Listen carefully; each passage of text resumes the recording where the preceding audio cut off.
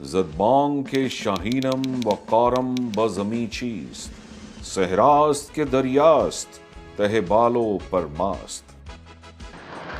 دفاع پاکستان کے درخشندہ کارناموں سے مزین پاک فضائیہ کا شمار دنیا کی بہترین ایئر فورسز میں ہوتا ہے۔ اس کی برتری اور مہارت اس کے بہادر سپاہیوں کی فہم و فراست اور تمام شعبوں کے مربوط نظام سے عبارت ہے۔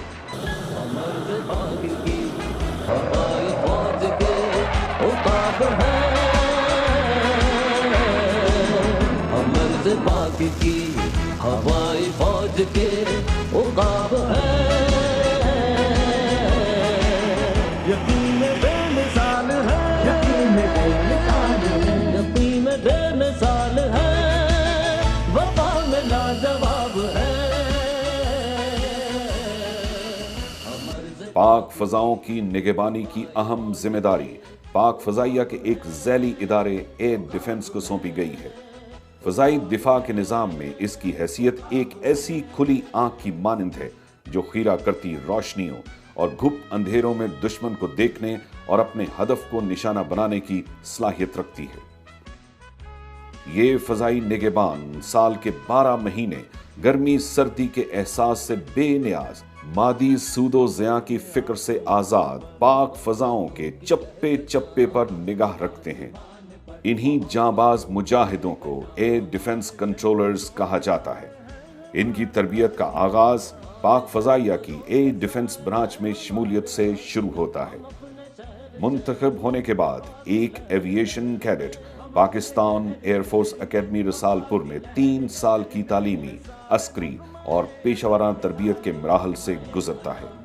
بنیادی تربیت کا آخری مرحلہ فضائی دفاع کے اسرار و رموز سے آگہی ہے، جسے ایئر ڈیفنس ٹریننگ سکول انتہائی جدید تربیتی اور حربی آلات کی مدد سے بخوبی سر انجام دیتا ہے۔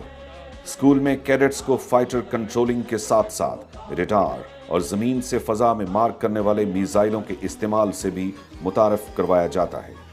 مستقبل کے فائٹر کنٹرولرز کو حربی اور دفاعی چالوں کی ابتدائی تربیت پاک فضائیہ کے تیار کردہ جدید ترین سیمولیٹرز پر دی جاتی ہے۔ ہوائی فوج کے عقاب ہے۔ You see, aircraft operating in the western flank of the area is getting outside the area. Had you initiated this turn 10 seconds earlier with a tighter bank, you would have been able to manage your area properly. School میں cadet کی کردار سازی اور قائدانہ صلاحیتوں کو پنپنے کا بھرپور موقع دیا جاتا ہے۔ یہاں سے فارغ التحصیل ہونے کے بعد ایوییشن کیڈٹ پائلٹ آفیسر کے عہدے پر کمیشن کر دیے جاتے ہیں۔ ایئر ڈیفنس کنٹرولر کی تربیت کا اگلا مرحلہ school of air defence operations ہے، جہاں مشن کی منصوبہ سازی، مؤثر جنگی تدابیر اور چالوں کی تربیت دی جاتی ہے۔ Coming towards the tactics of the mission, here we envisage that adversary is having IR tail quarter missiles, whereas our formation is having IR all aspect missiles. School کی تربیت کے بعد ایئر ڈیفنس کنٹرولرز کو ملک کے طول و عرض میں پھیلے ایئر ڈیفنس یونٹس میں تعینات کر دیا جاتا ہے، جہاں شبانہ روز کڑی محنت اور متعدد مشقوں کی مدد سے اسے اپنی پیشہ ورانہ صلاحیتوں کو سنوارنے کا موقع ملتا ہے۔ ایک کہنہ مشق فائٹر کنٹرولر کی اگلی منزل کامبیٹ کمانڈرز اسکول ہے، جو دنیا بھر میں اپنی پیشہ ورانہ مہارت اور تربیت کے معیار کی وجہ سے جانا جاتا ہے۔ اسکول کا شمار دنیا میں صف اول کے فضائی لڑاکا تربیت کے اداروں میں ہوتا ہے۔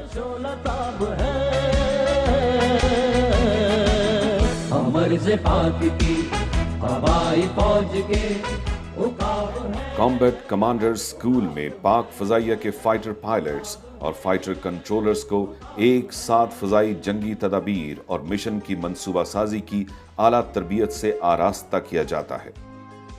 کامبیٹ کمانڈر اسکول سے فارغ التحصیل فائٹر پائلٹس اور فائٹر کنٹرولرز اپنے اپنے پیشے میں فنی مہارت کے ساتھ ساتھ ایک مضبوط کامبیٹ ٹیم میں مربوط ہو جاتے ہیں، اور یوں فائٹر کنٹرولر کامبیٹ کنٹرولر کا اعزاز حاصل کر پاتا ہے۔ بلا شبہ یہ ٹیم ملک و قوم کے لیے ایک قیمتی اثاثے سے کم نہیں۔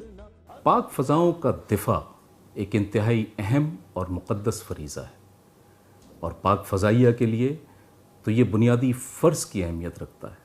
یہی وجہ ہے کہ پاک فضائیہ کے سربراہ کمانڈر پاکستان ایئر ڈیفنس کے عہدے پر مامور ہیں۔ میں بحیثیت air officer commanding air defence پورے یقین اور اعتماد کے ساتھ کہہ سکتا ہوں کہ پاک فضاؤں کا دفاع ناقابل تسخیر ہے، اور وقت پڑنے پر پاک فضائیہ کے ایئر ڈیفنس کا یہ دستہ قوم کے لیے نوید اور دشمن کے لیے پیام اجل ہوگا انشاءاللہ۔ فضائی نگرانی کے نظام میں مختلف نوعیت کے radar, mobile observer units, air defence alert پر موجود لڑاکا طیارے اور زمین سے فضا میں مار کرنے والے میزائل ملک کے طول و عرض میں پھیلے ہوئے ہیں۔ یہ امر قابل ذکر ہے کہ زمین اور سمندر سے فضا میں مار کرنے والے پاکستان کی بری اور بحری افواج کے میزائلوں کا کنٹرول بھی پاک فضائیہ کے ایئر ڈیفنس کنٹرولر ہی کی ذمہ داری ہے۔ خیبر پختونخوا کے برف پوش پہاڑ ہوں یا پنجاب کے زرخیز میدان، سندھ کے تپتے صحرا ہوں یا بلوچستان کے سنگلاخ پہاڑ، مادر وطن کی ساحلی پٹی ہو یا بحیرہ عرب کے پانیوں کے ڈھانپنے والی فضا، ایک ایئر ڈیفنس کنٹرولر کی نگاہ 24 گھنٹے فضائی نگرانی کے اس نظام کو بروئے کار لاتے ہوئے فضائی حدود کی حفاظت کرتی ہے۔ اس کے ساتھ ساتھ دفاعی نگرانی پر مامور ایویکس طیارے دشمن کو اس کی اپنی حدود میں دور تک دیکھنے اور اس کے مذموم ارادوں کو خاک میں ملانے کے لیے ہمہ وقت تیار رہتے ہیں۔ کسی بھی فضائی دفاع کے نظام کو مؤثر بنانے کے لیے کمانڈ اینڈ کنٹرول سسٹم کی ضرورت ہوتی ہے۔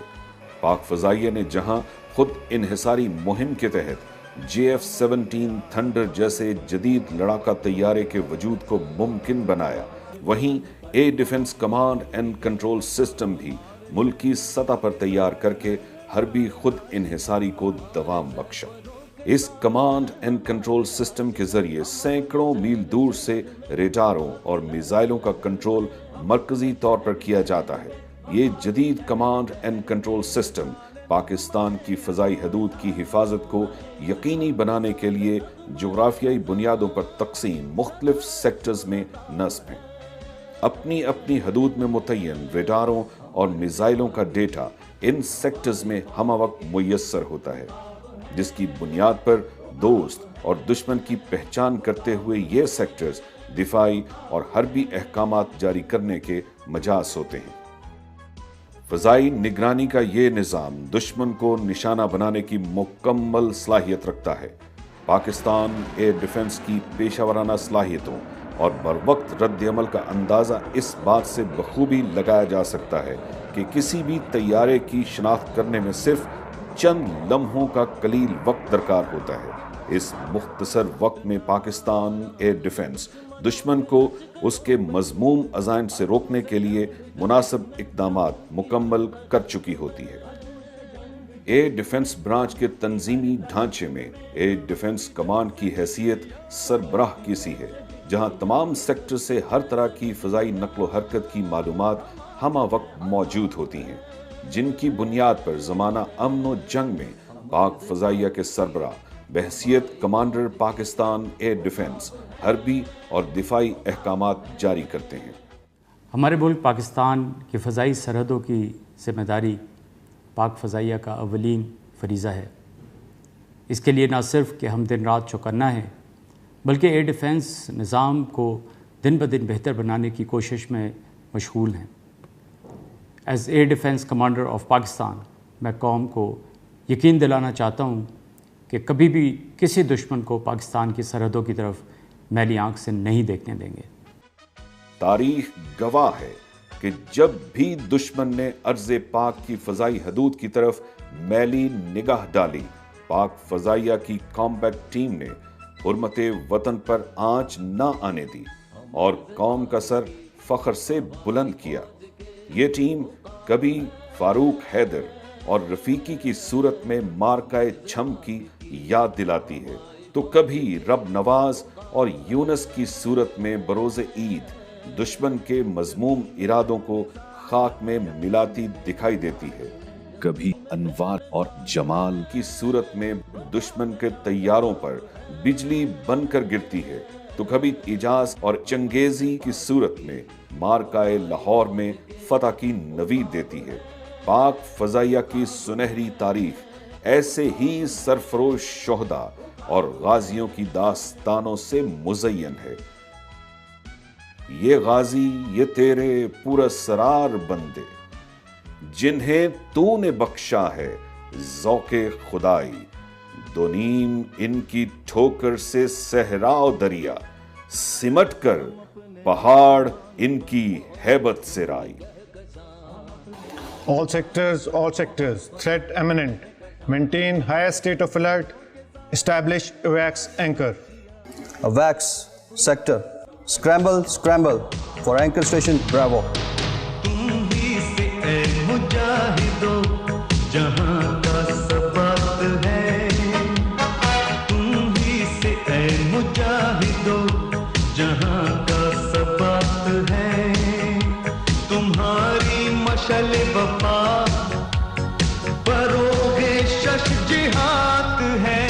Sir, I'm painting number of enemy aircraft heading towards our border. ADA, this is sector. Scramble. Hot scramble 2, bearing 090, angles 120. قسم اس وقت کی جب وقت ہم کو آزماتا ہے، جوانوں کی زباں پر نعرہ تکبیر آتا ہے۔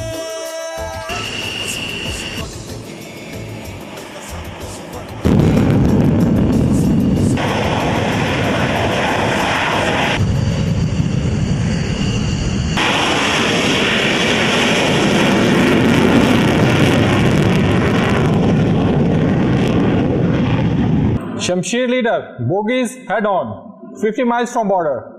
Targeted positively, 4 contacts, hostile Shamsher leader.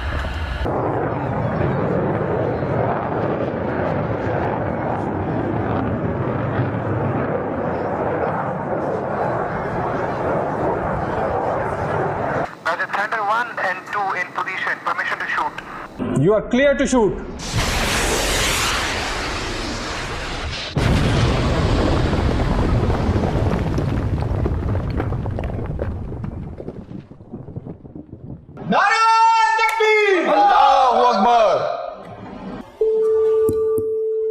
SAM controller, some bogies are turning towards you.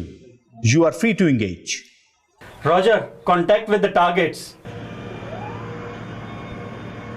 Taking on.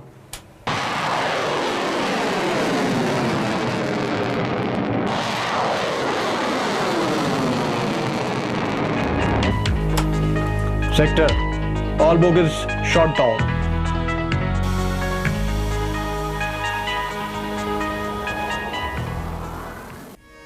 ہم دھوپ میں مانندے دیوار کھڑے ہیں، کچھ سایہ نشینوں سے بہرحال بڑے ہیں۔ سو جاؤ عزیزو کہ فصیلوں پہ ہر ایک سمت ہم لوگ ابھی زندہ و بیدار کھڑے ہیں۔